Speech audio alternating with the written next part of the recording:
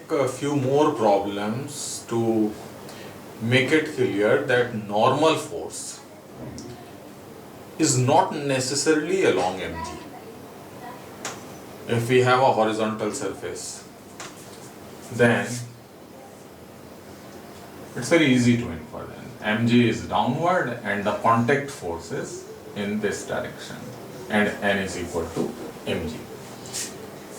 On inclined plane, we have seen that the normal force is perpendicular to this surface. mg is downward. Actually, normal contact. Normal means perpendicular and contact force. So we have done earlier somewhere that the normal component of contact force is the force of reaction that we call as reaction. Tangential component of contact force, that is friction. So mg is equal to n. Here n and mg have some angle. They may even be at 90 degree. Let me take few examples for that. Suppose this is a wall and I keep an object like this and push it towards the wall. I'm giving you an example. This is a duster and I am pushing it towards the wall. Now the same thing here. Now see how many forces are acting on to this duster. One is weight niche, and I am applying a force onto this. So one force is this, but it is not coming down. So these two are not the only forces acting, because if this is the only force, it should accelerate in this direction. Due to this, it should accelerate in downward, but it is at rest. It means all forces are balanced. So it means there is some force in this direction also, and there is some force in this direction also. Net force is 0. This force is tangential component of contact. This is friction force, and this is the normal reaction. Right? So if I go on reducing the force that I am applying at a particular force, if I make F0,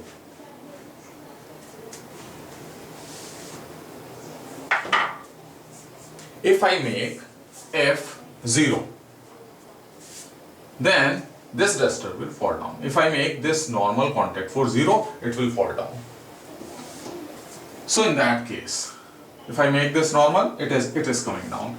Now the question is how this force is depending on this. Now see, mg is equal to mu n. Friction force is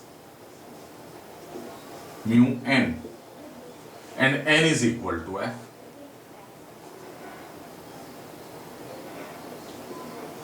So this is how these forces are balanced.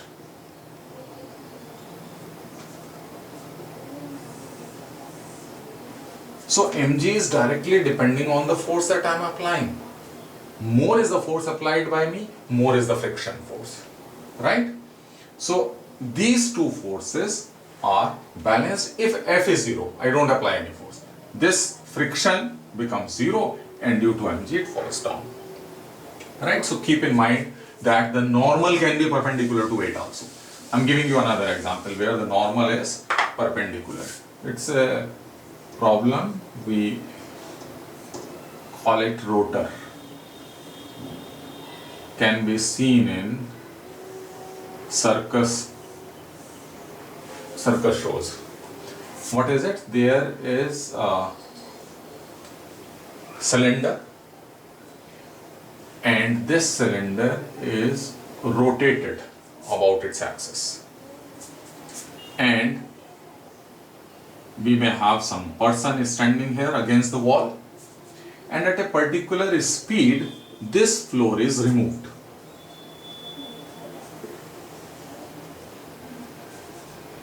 But even then the person remains at his position and keep on rotating in the cylinder. It is just like it's normal daily observation, you take a glass and put some object into it, say marble, and keep on moving like this. So if you are giving it sufficient speed, that marble will keep on moving like this on that cylinder. It will not fall down, right? So here also you have to see how the forces get balanced in it. One force is this mg, then there is a normal reaction, and then there is a friction. That's it. And if this is moving, it means rotating, it means that there is a net force towards the center, mv square by r, and here the only force is towards that is acting towards the center is N. So N is providing the centripetal force, and mu N is equal to mg. N is mv square by r and mu N is mg. So from here we can find out N, substitute here, mg by mu is mv square by r. So mm gets cancelled, v is under root rg by mu. So this is the value of speed at which the person will not fall down. Here again see, normal is perpendicular to the weight. So keep in mind that whenever there is a circular motion and it is happening, it means there is a net force acting towards the center.